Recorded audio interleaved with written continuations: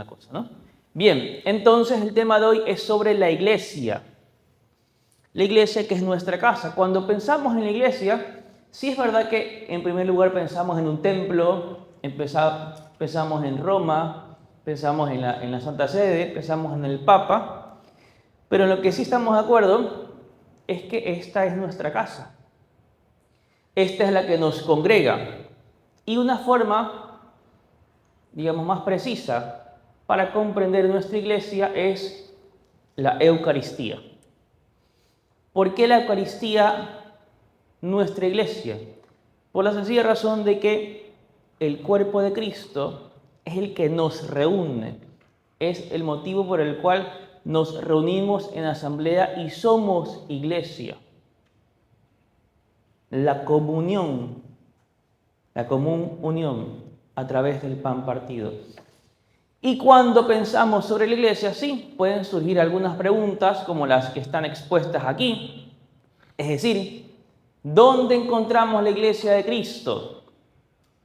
Es interesante porque si alguien pertenece, no lo digo por ustedes, ¿no? Pero una persona X pertenece a alguna denominación cristiana, pues dice, mi iglesia es esa, que está allí en Urdesa, al lado de la ferretería, qué sé yo, ¿no?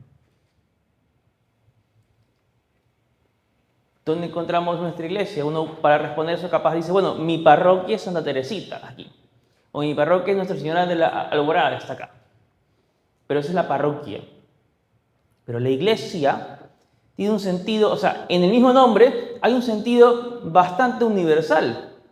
Sobre todo cuando decimos iglesia católica, que católica significa universal.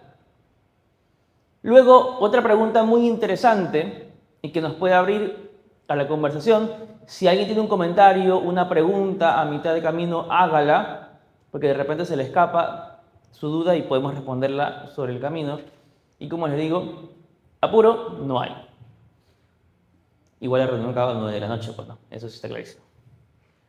Cristo quiso fundar una iglesia.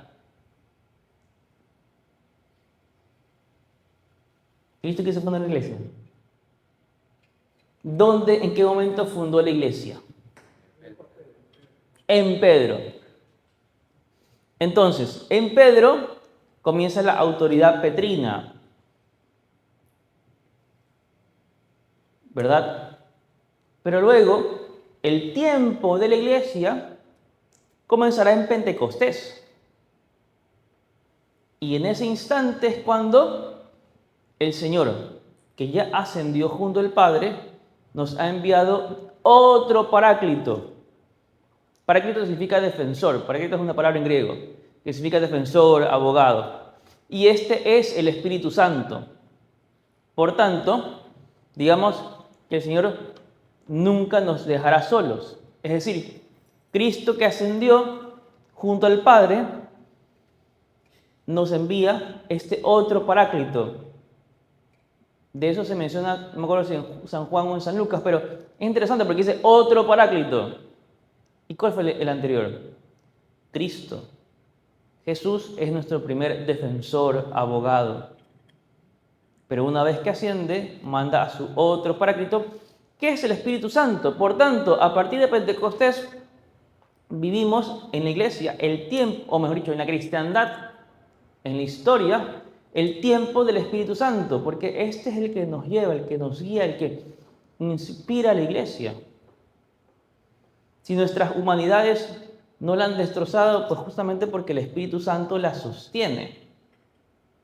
Y porque sabemos que la iglesia no es una institución. Eso no es la iglesia.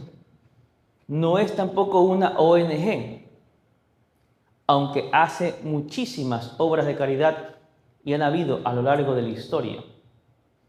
Primeros hospitales, primeras escuelas, primeros centros de estudio. Otra pregunta importante. ¿Solamente en la Iglesia Católica hay salvación? Si alguien se va a una iglesia evangélica, se condenó, se va al infierno, a la serie B.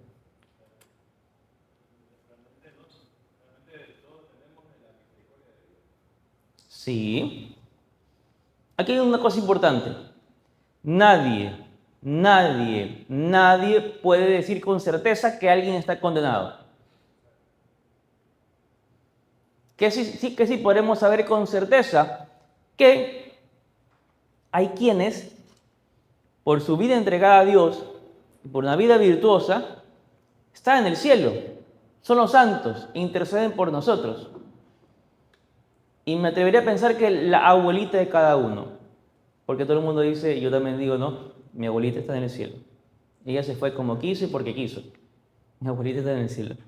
Pero bueno, los santos, de ellos tenemos certeza que están en el cielo. De los condenados, no sabemos nada. No sabemos si no hay o no sabemos si hay un trillón. No sabemos. Y luego, al haber otras denominaciones cristianas, estamos llamados también, en cierta forma, a entablar un diálogo con los otros que también creen en Cristo. Por supuesto que hay condiciones para el diálogo. Es decir, diálogo, habrán escuchado diálogo ecuménico, existe con otras denominaciones cristianas, con todo el respeto del mundo, serias, bien formadas y estructuradas, anglicanos, protestantes, pentecostales, etc. La iglesia evangélica que se fundó en esa esquinita del barrio tal, que es una chocita, no, porque gritan, hacen mala vecindad y porque hablan mal de los católicos y de la Virgen. Otras denominaciones cristianas entran en diálogo. Pero ese diálogo, por supuesto, no contradice ni sustituye la misión de evangelizar. Ya vamos a profundizar al final sobre este tema, que puede ser un poquito confuso, pero que es importante porque si yo soy un cristiano que está comprometido con la iglesia, con la fe, y en mi familia o en mi empresa donde yo me desenvuelvo, saben quién soy y de alguna forma soy un referente cristiano, un referente de vida de fe. Lo que tengo que evitar en el diálogo, en pos de la evangelización, es que me ven así como que el primo cerrado, el tío cerrado, el tío con el que no se puede hablar, porque así, hasta ahí es pecado. Calma. Puede ser verdad todo lo que tú dices, pero si la verdad no viene también con caridad, pues entonces de nada sirve. Porque el fin es evangelizar. No diluimos la verdad, pero la sabemos presentar, porque la manifestamos en todo su esplendor y así se ve bella. Sí, padre, solo por disipar una duda. Usted acaba de decir solo la Iglesia Católica y Salvación, y decía que, bueno, que mientras haya una relación seria con una religión, con otra iglesia formal y establecida, entonces, ¿dónde encontramos la Iglesia de Cristo? Podríamos decir que también. Excelente pregunta. Por allí vamos a caminar. Hay un pasaje bíblico que se me ocurrió, que se me vino a la mente ahora y que se usa para el diálogo ecuménico, que el Señor dice, en mi casa hay muchas habitaciones. No es que se refiera a que todas las denominaciones cristianas, incluida la Iglesia Católica, son habitaciones y que todas son iguales, ¿no? Pero hace referencia a qué. Y ya lo voy a decir, pero nomás para contestarte y disipar esa duda. En otras denominaciones cristianas, inclusive en aquella casita en la que ponen música y gritan y evangelizan, pero hablan más de los católicos, algún elemento de verdad hay. Alguna cosa buena habrá. No todo. Por eso el diálogo es importante, ¿no? Es decir, si algún elemento bueno habrá, porque ese drogadicto ya no es drogadicto y ahora va al culto y está mejorando su vida por estos caminos. Algún elemento de verdad habrá. San Agustín hablaba de verdad en estado germinal, semillas de verdad. Pero no es lo mismo la semilla que el árbol. Y por allí vamos a caminar. Sí. Ok, ¿inquietudes? El Papa Francisco tiene un libro con un judío que se llama Escorca. Ujú, Y él decía que muchos de sus amigos no eran católicos. ujú, Y él, cuando se acercaba a alguien, no le preguntaba si era católico. ujú. Le bastaba acercarse a alguien si era una persona buena.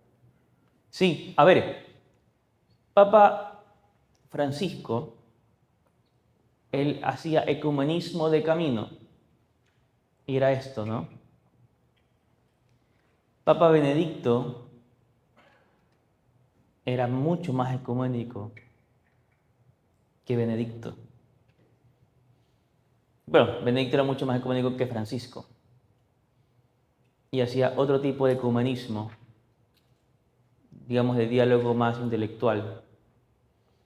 Y logró convertir a mucha gente a través de los encuentros ecuménicos. Es decir, a la verdad no hay que tenerle miedo, porque la verdad con mayúscula es Cristo. ¿Qué es lo que tiene que hacer la Iglesia? Mostrar la belleza de esta verdad y a través de ella encontrar al Señor. Que alguna vez creo que se los recomendé, hay un libro buenísimo de la conversión de un pastor protestante al catolicismo, es el doctor Scott Hahn, se llama Roma Dulce Hogar, y él se convirtió a la Iglesia estudiando. Era pastor y se dedicó a estudiar, y el hombre es una cabezota. Entonces estudió, y le surgieron muchas preguntas. Le preguntaba a sus superiores, a los pastores de una iglesia y de otra, y no le supieron responder. Y en este estudio fue descubriendo a la Iglesia Católica. Cuenta que una vez, por no contar esto todo, ¿no? Se atrevió a ir a una misa en la universidad donde él daba clases y quedó como loco. No por el misterio de la Eucaristía, porque lo estaba descubriendo, porque se da cuenta que la misa es pura Biblia, es pura escritura. Todo lo que se reza, todo lo que se dice está en la Biblia. Es decir, nada es como que es inventado, no. San Pablo por todos lados, los evangelios por todos lados, las mismísimas palabras de Cristo en la consagración. Es decir, eso al hombre le mueve el piso y a partir de allí un proceso de conversión. ¿Qué es lo que se quiere explicar ahora? Es que a partir de estos elementos de verdad, semillas de verdad, se puede llegar al árbol grande y frondoso. Pero ya vamos a ir a esa idea. ¿De acuerdo? Bien. Muy bien. Uy, perdón. Si consta de estas 6 partes, un poquito conceptual al inicio, qué quiere decir iglesia. Luego, el Vaticano II tiene un documento hermosísimo, que es como la columna vertebral de todo el concilio, que se llama la Lumen Gentium, luz para los pueblos, luz para las gentes, y habla principalmente sobre la iglesia. Luego, la explicación de la iglesia como sacramento, que este documento lo desarrolla, y que es bastante interesante porque dice, la iglesia es como un sacramento, no es que es un octavo sacramento, no, pero es como un sacramento porque es manifestación de la gracia de Cristo. Lo desarrollaremos. La parte cuarta, respondiendo a la pregunta, ¿cuál es la iglesia fundada por Cristo? El quinto tema, una máxima que puso a dudar a mucha gente en otros tiempos y que luego la iglesia la clarificó, que este dicho en latín, extra ecclesiam nulla salus, es decir, fuera de la iglesia no hay salvación. La iglesia profundizó en aquel asunto porque, a ver, vamos a decirlo bien, no es que lo vamos a diluir o lo vamos a camuflar o pintar bonito, pero vamos a decir lo que es. Y por último, ¿quién es el pueblo de Dios y cuáles son los vínculos de comunión? Es decir, ¿qué es lo que nos hace cristianos? ¿Qué es indiscutible como cristianos? Ok. Bien, vamos a ir a esta parte que es conceptual. Iglesia viene del griego eclesia, que también significa asamblea, del hebreo kahal, es decir, el pueblo que se reúne. En el Antiguo Testamento, el pueblo que se reúne era llamado la kahal. El pueblo que se congrega en torno a algún rito, la eclesía. Luego en la asamblea semita, es decir, históricamente más adelante, participa todo el pueblo para escuchar lo que Dios les dice y acoge el anuncio. Por ejemplo, Moisés, el monte Sinaí, es decir, Moisés, que actúa como intermediario entre Dios y los hombres, recibe el mensaje del Señor, recibe las tablas de salvación y a partir de allí se constituye el pueblo de Dios, la Cajal, la asamblea. Eclesiastés lo mencioné, Suso responde al cumplimiento de las promesas de Dios al pueblo, es decir, con Moisés comienza esta intermediación para que se empiece a constituir el pueblo de Dios, para que se empiece a constituir esta comunidad que se congrega en torno al arca de la alianza, al ofrecimiento en el templo. Y Benedicto XVI siempre dice cosas bellísimas. Cuando uno escucha una cita de Benedicto XVI, hay que poner pausa y leer más despacio, ¿no? Cristo muerto y resucitado es el Sinaí vivo. Quienes se acercan a él forman parte de la asamblea definitiva del pueblo de Dios. ¿Cuál es el monte Sinaí? El monte donde Moisés recibió las tablas de la salvación. Y Benedicto dice, Cristo es ese Sinaí vivo. Allí donde Moisés recibió la salvación, quien se acerca a Cristo forma parte de la asamblea definitiva de Dios, ser pueblo de Dios, y a través de ellos el camino de salvación.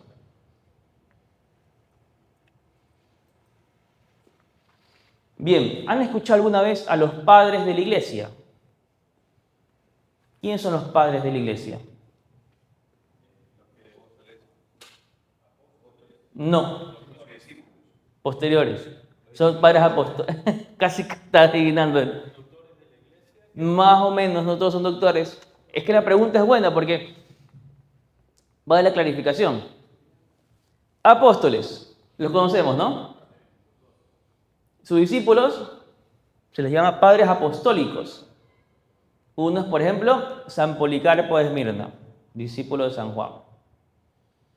Y después de esta generación vienen los padres de la iglesia, los teólogos, obispos o sacerdotes que profundizaron y escudriñaron la Escritura para definir nuestra fe y defenderla. Porque luego de todo este camino es que en el Concilio de Nicea, en el 325, es que se establece el credo niceno-constantinopolitano, el que rezamos aquí todos los domingos. Y para llegar a eso, pues una pelea, ¿no? Todo un debate, toda una discusión, hasta que se define el conocido símbolo de la fe.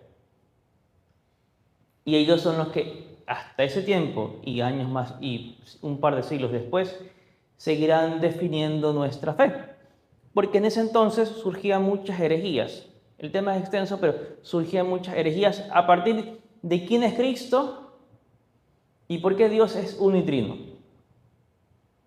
Más o menos por ahí la situación. Y luego uno se pregunta, ¿entonces nunca hablaron de la iglesia? Literalmente no hubo un tratado, un documento que diga, que hable sobre la iglesia específicamente. Pero ¿qué sí decían sobre la iglesia? Es un medio para alcanzar a Dios. Es decir, la unidad. Estar unidos en nuestra fe para poder alcanzar la salvación. Y en esta unidad se manifiesta el sentido de ser iglesia. Luego también una cosa muy bella que dijeron que en el siglo pasado pues se fue plasmando muy bien, es que la iglesia es el cuerpo vivo de Cristo. El cuerpo verdadero o corpus verum es el cuerpo de Cristo en la consagración. Pero también está el cuerpo místico de Cristo, que somos nosotros, que es la iglesia, y que Cristo es cabeza. Y así es como formamos pueblo de Dios. Por tanto, la iglesia es la continuadora para dispensar todas las gracias que Cristo nos va derramando. Y también ya desde esa época se hablaba como la iglesia que es madre. un sentido femenino, ¿no? La iglesia que nos acoge, que nos recibe, que nos abraza, que nos atiende, que vela por nosotros, que cuida nuestro sueño. Muy bien.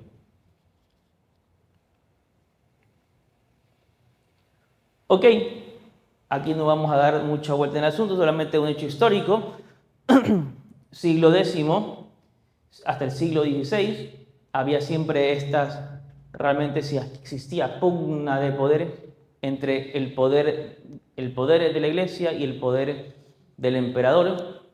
Algún teólogo hablaba pues de las dos espadas, es decir, el gobierno de la iglesia y el gobierno civil, el gobierno del emperador. Cuando el binomio funciona. Cuando hay una pugna de poder, el binomio falla. Y la pugna de poder, siendo siempre sinceros, puede ser de cualquiera de los dos lados. Pero es algo muy bello cuando esto funciona. Por ejemplo, es muy bello encontrar que, bueno, lo vemos ya en nuestra ciudad, pero no se ve con claridad, ¿no? Pero en los pueblitos de la sierra, siempre vamos a encontrarnos el parque principal en el centro, la catedral o la iglesia principal al frente, y del otro lado, en la otra cuadra, el municipio, la gobernación, etc. Es decir, la autoridad civil. Porque a través de estas dos autoridades es como podemos ser comunidad y cada uno vela por lo que le corresponde. Cuando se velan por intereses distintos, es decir, ajenos al pueblo, o cuando se vela por intereses muy particulares, pues entonces se comete el error de caer en una pugna de poder, lo cual es delicado, pero es posible llevarlo bien. En la historia se ha podido llevar bien en ciertas ocasiones. Pero bueno, este es un gran tema, así que sobre este pues no me voy a extender. Luego, el caso conocido, ¿saben quién es Martín Lutero? Bueno, Martín Lutero, año 1519-17, agarra su martillo, unos clavitos y pone allí sus condenas, ¿no? Sus reclamos. Y a consecuencia de ello, surge el Concilio de Trento, que si Lutero cuestionaba cosas justas, pues sí, muchas, pero, no sé, a ver, cuando se acaba el pan en la casa, se va a buscar más pan, ¿no? Pero no nos escapamos de la casa y los dejamos con el problema. Vamos a ver más pan para mí y para la casa, ¿no? Más o menos la dinámica de Lutero fue por allí. Porque los que sí fueron a ver más pan para la casa, San Francisco de Asís, Santa Clara de Asís, Santo Domingo Guzmán, reconocieron la herida de la iglesia, el problema, la debilidad, y se quedaron para sanar, para curar, para avanzar. ¿Sí? Una cosita, padre. Con respecto al tema de Martín Lutero y San Francisco de Asís en la de la Reforma, como usted dice que se quedaron con los San Francisco de Asís, yo leí una parte que dice que él trató de reformar en base al ejemplo que él daba hacia los demás. ¿Ya? O sea, nosotros como iglesia, como personas, debemos dar el ejemplo hacia los demás. Y esa fue una de las que yo leí en la Reforma más importante, que es Correcto. dentro de no como hizo Lutero. Quería reformar, pero salió. Correcto, claro. Y de allí muchas cosas de la vida incoherente que se encontraba en Lutero, ¿no? Pero bueno, no vamos a hablar de Lutero, pero sí vamos a hablar de que la iglesia se encontraba en un remesón y a partir de allí surge el Concilio de Trento en la necesidad de poner orden dentro de la iglesia. Hasta un poco antes, saben que no habían parroquias. La estructura de las parroquias no existía todavía. Tampoco de los seminarios. Menos. Empieza a forjarse allí. Concilio de Trento, 1545. Y luego, otra tarea grande, la aplicación de Trento, que también es otra historia. Pero en estas situaciones en las cuales la iglesia se pone así en crisis, es donde se pone a prueba también la fidelidad del cristiano a Cristo, a la iglesia, porque la iglesia nuevamente no es esta institución conformada por hombres. Para eso el Ministerio de Salud, el Ministerio de Gobierno, el Ministerio de Edad y cualquier otra institución, el INFA, ya. Eso no es la iglesia, por más tanta obra buena que haga en la historia. La iglesia no es eso además. La iglesia es el cuerpo místico de Cristo, que se sostiene y que se sostendrá hasta el final de los tiempos, y que las puertas del infierno no van a prevalecer, por más embarradas que hagamos nosotros. Las puertas del infierno no van a prevalecer, porque es el cuerpo místico de Cristo y el Espíritu Santo tampoco lo permite. Bien, ¿qué sí define Trento? ¿Qué? En pocas palabras, para decir que somos católicos, para decir que pertenecemos a la Iglesia Católica, hay al menos 3 vínculos de comunión, innegociables. El primero, misma fe, es decir, el credo, el que conocemos, el niceno constantinopolitano. Mismos sacramentos, es decir, compartir los sacramentos, los 7 sacramentos. El mismo gobierno de pastores legítimos, es decir, este es mi obispo y él es el papa. Si yo estoy en contra del papa, estoy en contra de la cabeza de la iglesia. Estar en contra del papa significa rechazar, repudiar, quitar valor a lo que el representante de Pedro nos dice. Podemos decir, era que no diga eso el papa, eso es otra cosa. Pero estar en contra de las enseñanzas de la iglesia que se dan a través del papa, eso ya ligas mayores, y eso ya es más grande, ¿no? Vínculo de comunión, misma fe, sacramentos, mismo gobierno. Y eso se fue definiendo en Trento, 1545, siglo XVI. Y luego, nos saltamos mucho, siglo XIX, tuvimos el Concilio Vaticano I, pero este se fue, ¿cómo se llama? Se tuvo que detener por el problema de los estados pontificios y las guerras circundantes. Sin embargo, el Concilio Vaticano I dijo cosas muy interesantes. Dijo, la Iglesia es prolongación del misterio de Cristo. Es decir, Cristo no se quedó en la cruz y elevó toda su gracia hasta el cielo y allá se quedó, sino que sigue dispensando su gracia y su amor. ¿Dónde? A través de la Iglesia. Particularmente, específicamente, principalmente, a través de los sacramentos. Por supuesto, ¿cuál es el sacramento más grande? La Eucaristía. Por eso, no existe cristiano que se quiera llamar cristiano si no participa de la Eucaristía. Llámese otra cosa. Lo cristiano no es. Porque es el sacramento más importante, el signo más visible del amor de Cristo hacia nosotros. Cristo en el pan. Luego, escribieron un documento, Pastor Eternus, que habla sobre la infalibilidad papal. Este es un tema de moda que cada tanto a la gente le gusta discutir. Me parece que hasta hace unos años entró con el Papa Francisco, me parece.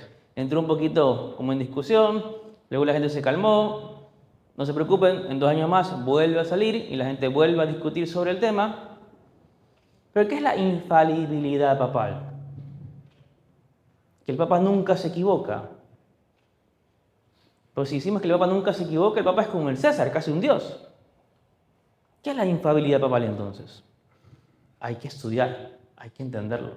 La infalibilidad papal significa ¿qué? en cuestiones de doctrina y de fe, el Papa no se equivoca.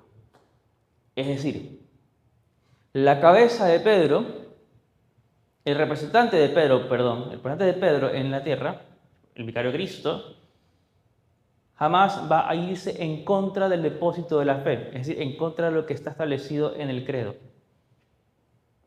en contra de los sacramentos, en contra de los dogmas. Jamás. Porque de esa manera el Espíritu Santo le cuida. Y es parte de la gracia de estado. La gracia santificante es la que recibió cada uno en el bautismo.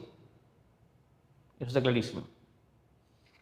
Pero la gracia de estado es una gracia especial que uno recibe a través de un sacramento o a través de un cargo particular en la iglesia.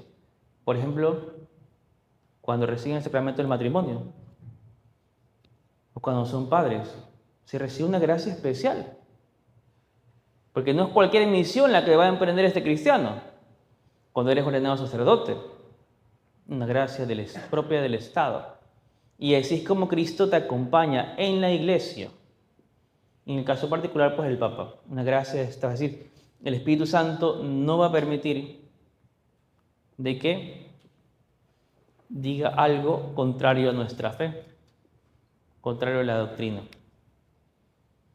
Y luego, el Vaticano I dejó un borrador, por decirlo así, de un esquema de lo que ya va a comenzar a hablarse como la Iglesia, cuerpo de Cristo. Es decir, claro, si Cristo es la cabeza, dirá San Pablo, nosotros somos sus miembros. Y juntos conformamos el cuerpo del Señor. Por eso es que en la Eucaristía, cuando el sacerdote celebra la misa, está la iglesia presente. En el pueblo, en la asamblea, que es su cuerpo, y en el ministro, que hace las veces de Cristo como cabeza.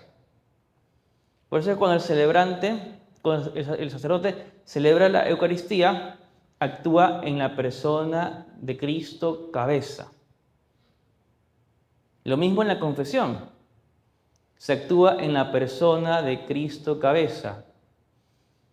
¿Por qué? Porque el sacerdote dice, yo te absuelvo en la persona de Cristo. Este es mi cuerpo. Actúa en la persona de Cristo. Como un intermediario, pero en la persona misma de Cristo. Bien.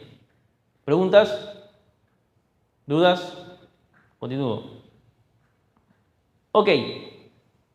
Llega el Vaticano II y el Vaticano II es iniciado por San Juan XXIII, el cual pensaban que no iba a hacer mucha cosa porque era mayorcito, pero fue el que dio inicio al concilio. El concilio recibía unos deseos de renovación. Renovación no quiere decir modernizarse. San Juan XXIII hablaba del ayornamiento, es decir, las verdades de fe las hemos recibido de los apóstoles, de Dios mismo, de Cristo mismo. Estas son inalterables. Pero lo que sí debemos encontrar la manera y las formas, que era lo que se preguntaba, de cómo esta palabra pueda llegar al pueblo, a las gentes. Hay que comunicarlo de una forma distinta. No vamos a diluir la verdad. Como decía el Papa Francisco, ¿no? Hacer la verdad aguachenta. Hay que decir la verdad, pero encontrar los medios, los canales, los modos. Y ese era el gran cuestionamiento de San Juan XXIII. Cómo acercar el pueblo a la iglesia. De allí que es un gran tema, podríamos hablarlo en otro espacio, o sea, en otra reunión. De allí que el nuevo misal de Pablo VI, la misa como la celebramos ahora, tiene un acento en la participación. Es el carácter distinto de la misa anterior al concilio, que en cambio tenía un acento sobre el misterio, sobre lo sagrado. La celebración anterior no contradice la actual. Son dos acentos distintos. El uno se fija en el misterio, la misa tridentina, y la misa del misal de Pablo VI, la actual, la presente, está fijada en el acento de la comunión, de la participación. Pero como les digo, eso es un gran tema.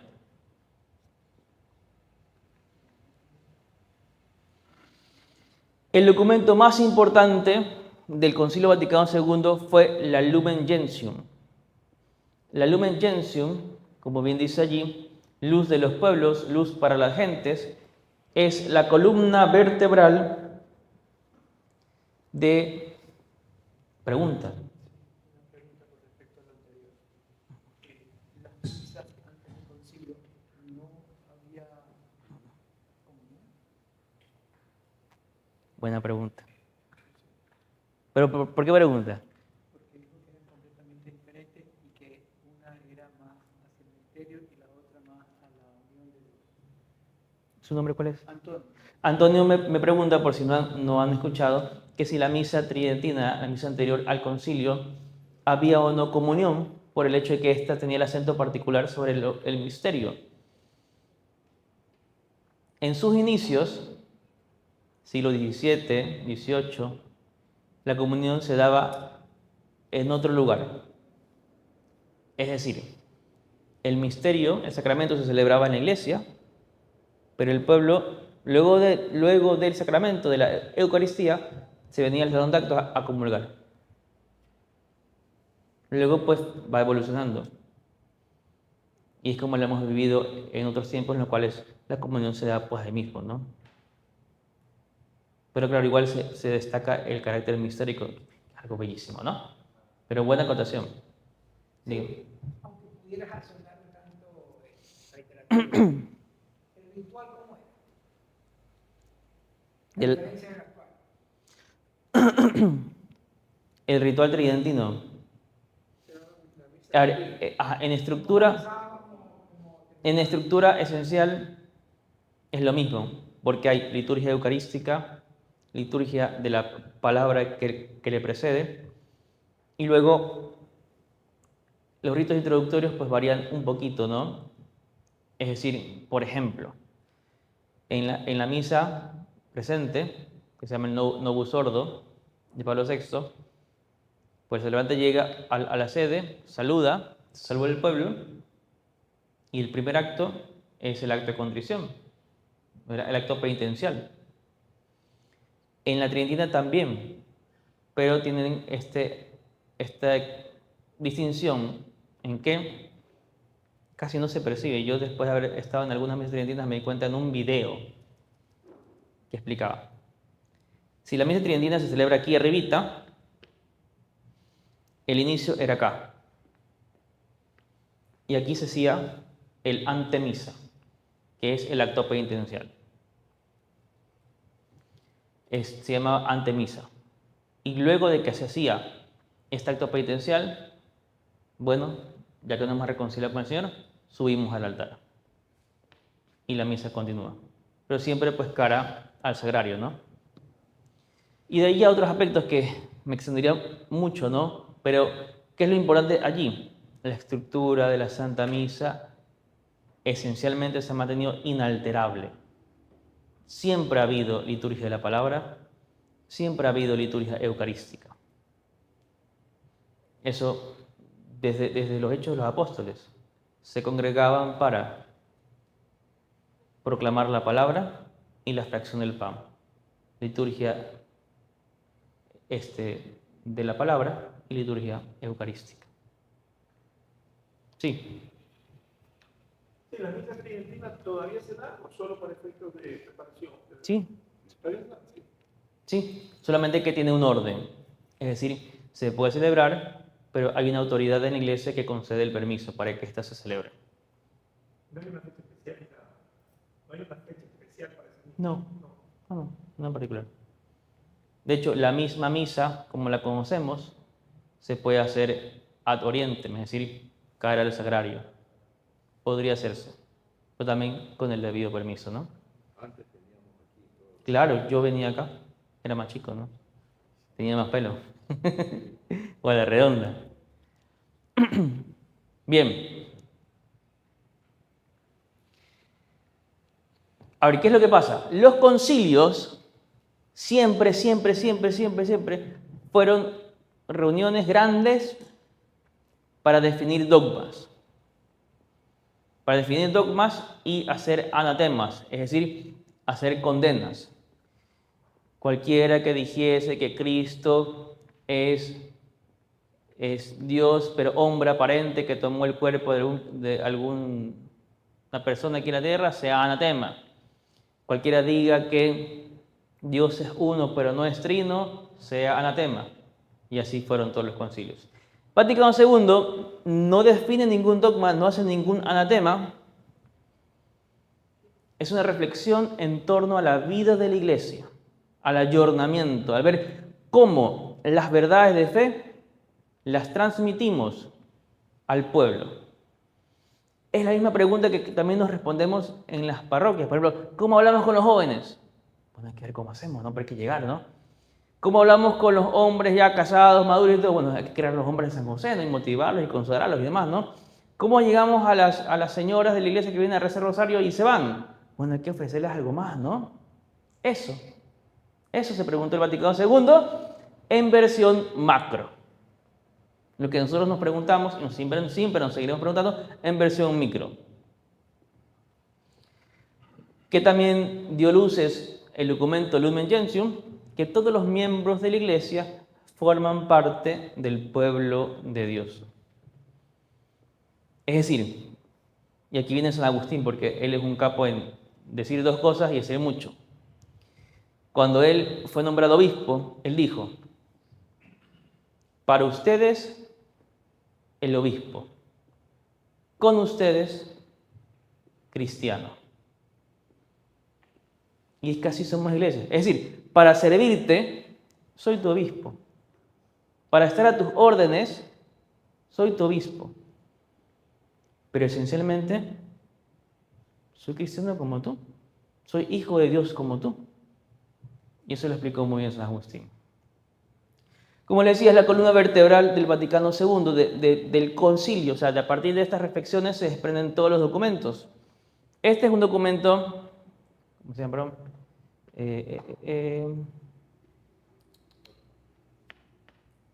Una encíclica es Constitución Apostólica, Lumen Gentium, sobre la Iglesia. Gaudium et Spes, sobre el mundo. Dei Verbum, sobre la Sagrada Escritura, que es una cosa hermosísima. Y Sacrosanctum Concilium, sobre la liturgia, sobre las celebraciones. También algo muy bello.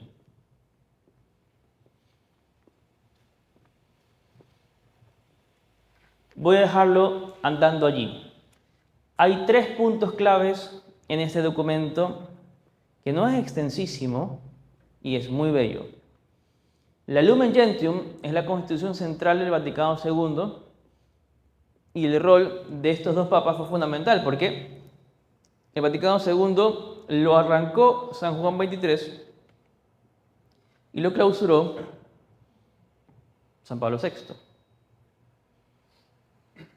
Luego ofrece un primer elemento innovador: la Iglesia como sacramento de salvación.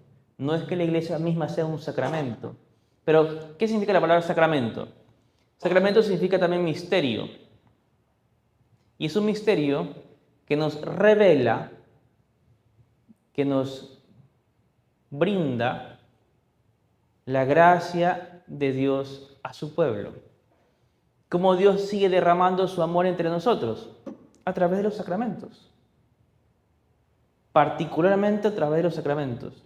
Dios derrama todo su amor en cada uno de los 7 sacramentos, especialmente la Eucaristía. Y por supuesto, la confesión. Pero ver a la iglesia como un sacramento, es decir, claro, es que en la iglesia también, cuerpo místico de Cristo, se manifiesta el amor de Dios. Porque uno dice, claro, es que si esto fuese una cosa llevada solamente por hombres, se hubiera acabado hace rato.